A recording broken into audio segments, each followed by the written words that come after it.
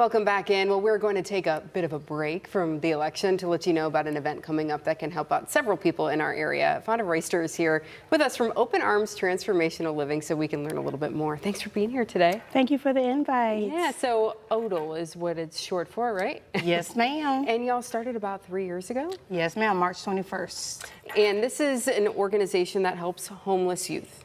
Correct. We help homeless youth. We also teach on healthy relationships to fight against the increasing rise of teen domestic violence and human trafficking. Wow, and this is a growing issue in our community, huh? Absolutely, absolutely. So one of the roles I play in the community is the domestic violence resource specialist at juvenile court. However, I work with the adult parents. So on average, I assess up to 1,000 cases a year. 40% of those cases report domestic violence. And when I ask the parents, like, when were you first exposed to family violence, they tell me at a young age. So I'm one, you're either a solution to a problem or you're a problem to a problem. And if you don't do nothing, guess what? You're a problem. And in regards to youth homelessness, it keeps increasing. And it's good that we shed a light on homeless families, which is, again, is very well. But we forget about those kids that don't have social support.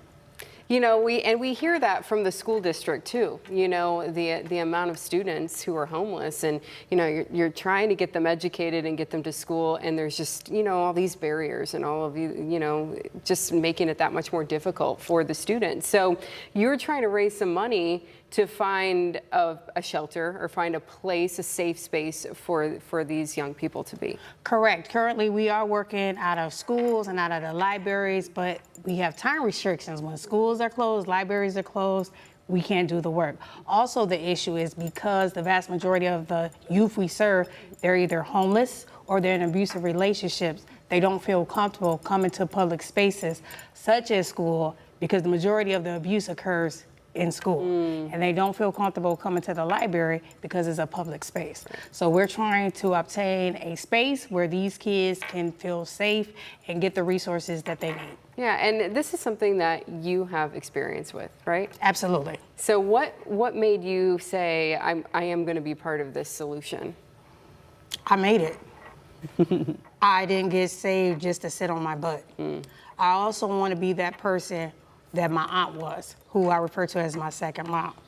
At the time I was 14, I was literally out in the streets for 6 months. I had family here, but I didn't have support. I tried to go to school, but I was a dirty kid. I was literally sleeping out in the streets. And my thing is, I don't know where I'm gonna lay my head. I don't know if I have to sleep with someone. So why is education a priority? I didn't even think I was gonna live to see my 15th birthday, which is in April. So my aunt, the week before Christmas, she had her best friend, shout out Aunt Sheila, she had her best friend drive me from here to New Jersey, where I spent the vast majority of my life. Wow. So I'm just paying it forward, and it's also a lesson too. She was one person that took a chance on me when nobody else did. And now I have babies that get to hear me love on them and fuss at them to make good decisions. You know what I'm saying? The power of one person believing in you, it can change this county. All someone has to do is just step out and want to help.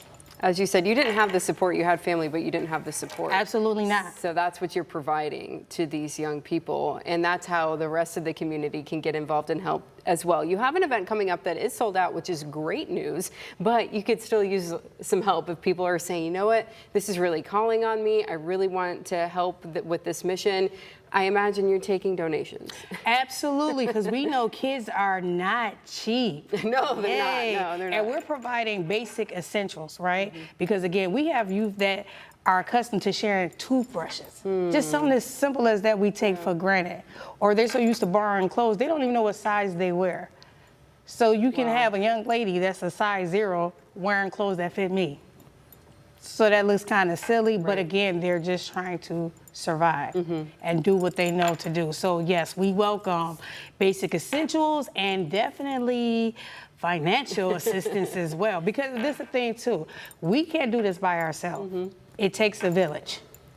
And I welcome that. And because we also work with other agencies such as Advocating Opportunity, such as Want Me to Be, which is a mental health agency, because these kids, they have mental health struggles. Right. Because who's going to be happy and I'm homeless? Right. Who's going to be happy and I'm getting abused.